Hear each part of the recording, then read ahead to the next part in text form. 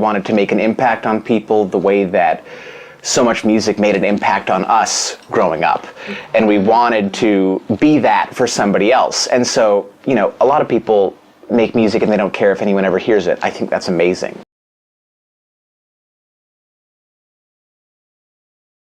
What is good, wishers? Welcome back. I am your host, Morgan Ashley, and this is Indie Tuesdays, where every week we come across up-and-coming artists and I get to chat it up with them. This week, I happen to have a duo that was formed in 2020. They met at a college party in East Village, and they have been inseparable ever since. Please welcome Josh Ford and Andrea de Verona, making Fake Dad.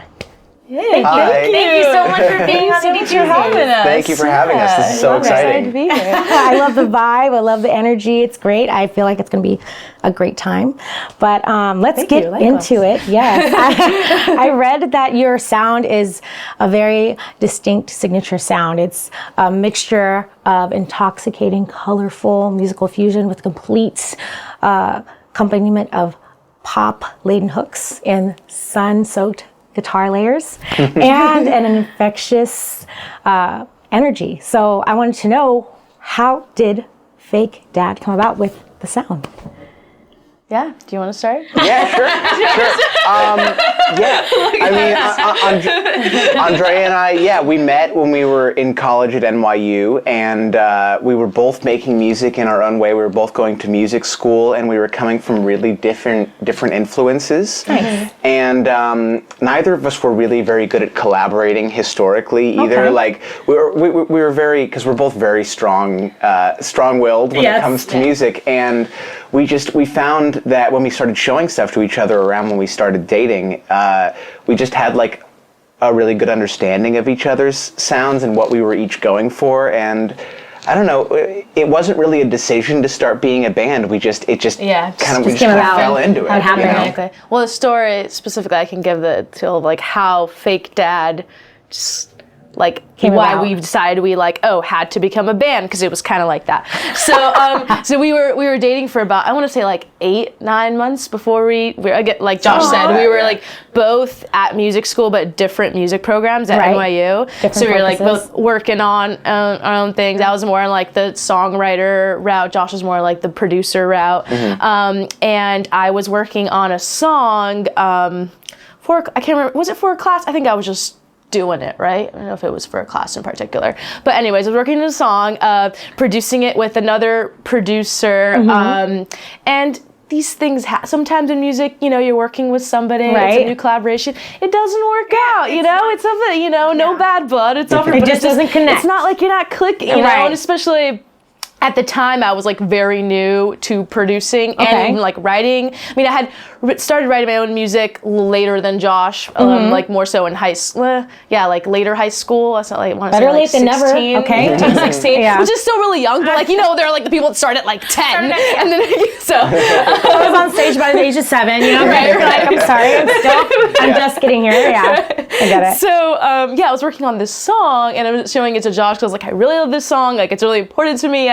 I want to get it produced the right way, but there's something that's just like not clicking. And I was like, we were just like doing it, you know, we spent like a couple hours like talking about, not even that long talking about it. And I was just telling him like, you know, the sound I was going for. And he was like, so you want this, this, and this. And like, if we add like this, this, and this and take this away. And it's just like, he just like totally got what I was envisioning and was like, you know, if we add that, he was kind of just like, you know, I can help you finish reducing it if you want. And I was like, sure, I mean, I'm already working on it with someone else, but maybe we'll just do this like as a test, you know, we'll see what happens. Try it out, see if it works. I mean, my version of it is she came to me with this song and she was like, what do you think of the what do you think what do you think of the production of this? And I said, she said, someone I know did produce this. What do you think of the production? And I said, honestly, it's not very good. I could do it a lot better.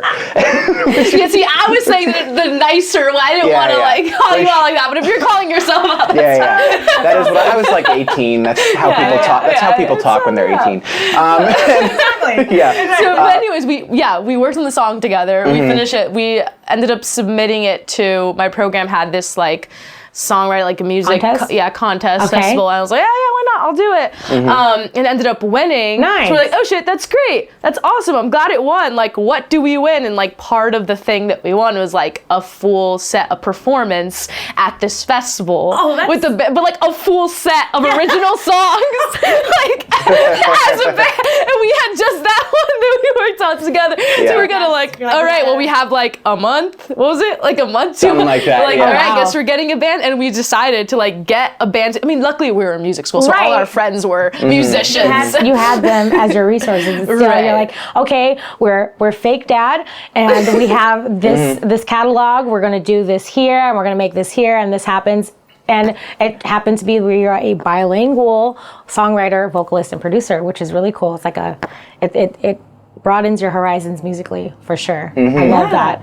And with that happening, you ended up accomplishing a plethora of goals alongside garnering a well-deserved audience and landing on Thank you.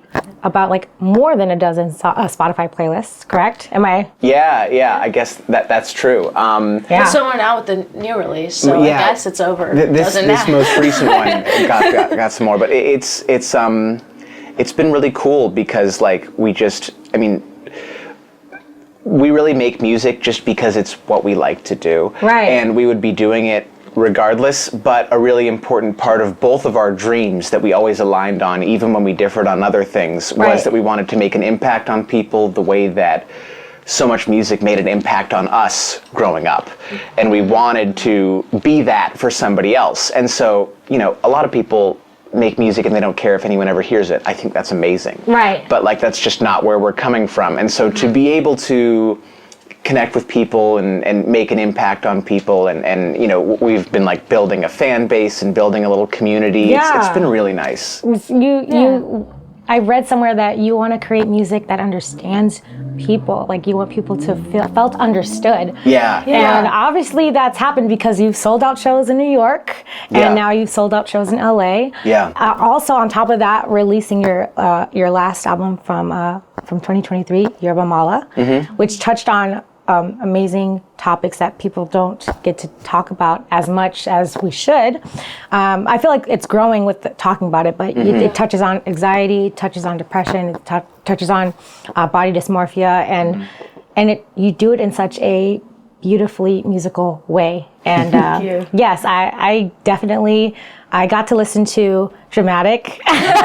I thought that was a great way to start out the EP. I did enjoy not Long Beach. I love the beach, right? Or I like the beach. Yeah. Sorry. No, it's okay. I enjoyed I Like the Beach, and I did enjoy it. It has a star next to it, Memento. Yeah. I The love other bilingual one. it. Was awesome. Yeah. It was cool. I may not fully understand the bilingual languages, but it's still connected. So I appreciate you guys making your own distinct sound and being able to make your way out there with your own style and your own vibes. And now you've actually just released your latest single, Crybaby. Yes. Can we touch more a little bit on that now? Is that a growth from your last album, or is it a continuation, like a part 2? I think it's a little bit of both. I mean, we've been talking about Crybaby as a kind of a new era, beginning of a new era for us. I mean, we feel like for a couple years now, we've solidified our sound a little bit more. For, the first like year or two was just like playing as many shows as you can, writing and kind of seeing what sticks and figuring it out. But yeah, I feel like with this in a way, so Crybaby is like, we've been working on a bunch of new music lots of new music to come and throughout 2024 and 2025. And we've, in a way, gotten back to both of our like individual roots. Oh, that's cool. To like the more like indie rock and rock. Like, so when I first started making music, like I fully just like wanted to be like the front person like of a rock band. I moved to New York and was really working with like CBGB, like old punk heads. Like that was like my guitar teacher. Like I was like playing shows with like 50 and 60-year-olds. Like the youngster, I was like, like 18. Yeah. And it was like, and everyone was like in school, like, why are you making rock? Like, and I felt like it was super dated. Like, why are you working with this old woman? Yeah, they didn't understand. I was making like blues rock, like PJ Harvey stuff. So, but like, goosebumps hearing that. That's cool. I love that. Well, at that time, I don't know if this was true in the world, but it was certainly true in New York. At that time when we met, like, electronic music was really coming into the forefront. Right. And guitar music just was not cool.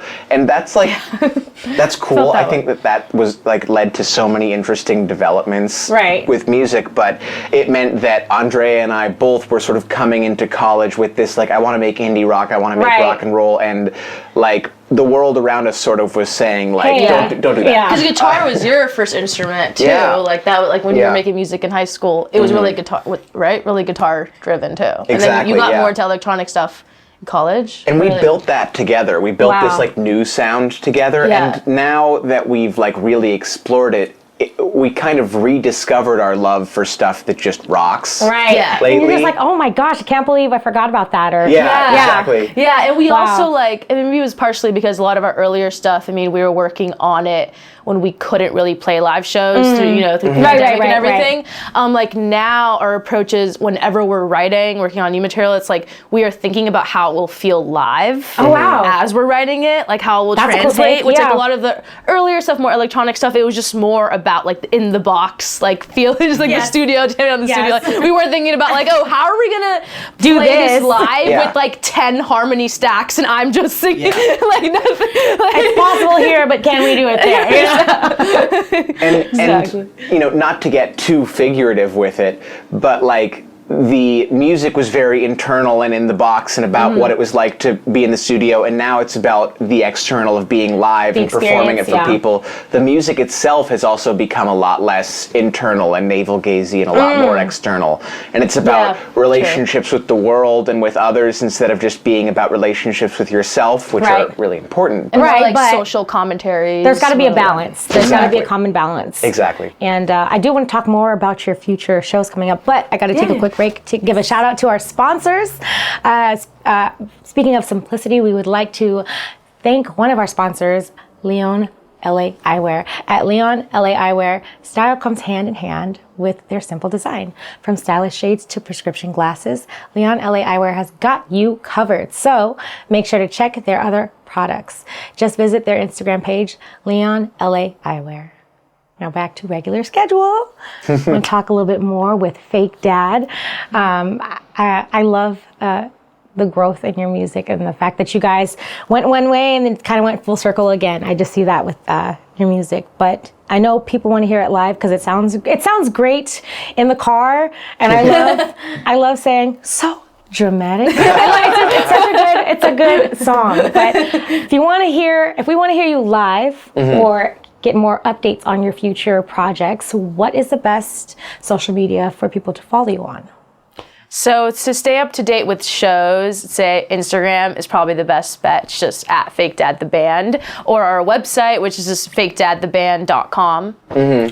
TikTok as well. I think also at Fake Dad the Band. Yeah, I think in general, just follow us on Instagram or TikTok at Fake Dad the Band, and that's like. And that's where we'll show you the rest of the social media. You can see like what we're doing, and merch. And like a little bit about like the new music we're making, and you'll probably hear it like a while before anyone else, and it's just that's the place to be. Nice. For sure. Yes.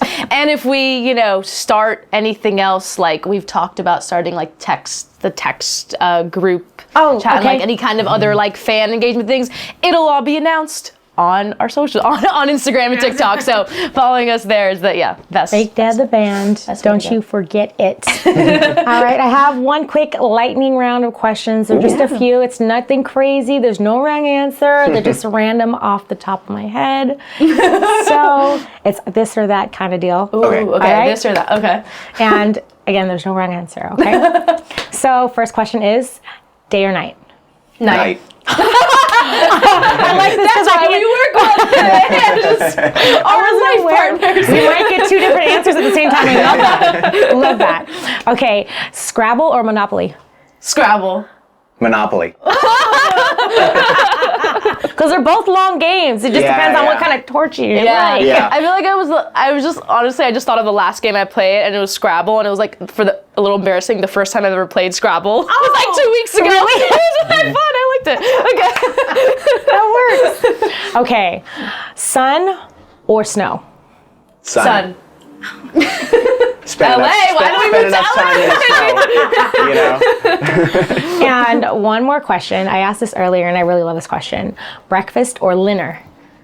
Dinner. I guess dinner, yeah. You're about to say breakfast. Well, I love the concept of breakfast, but in reality, it just so rarely happens for me.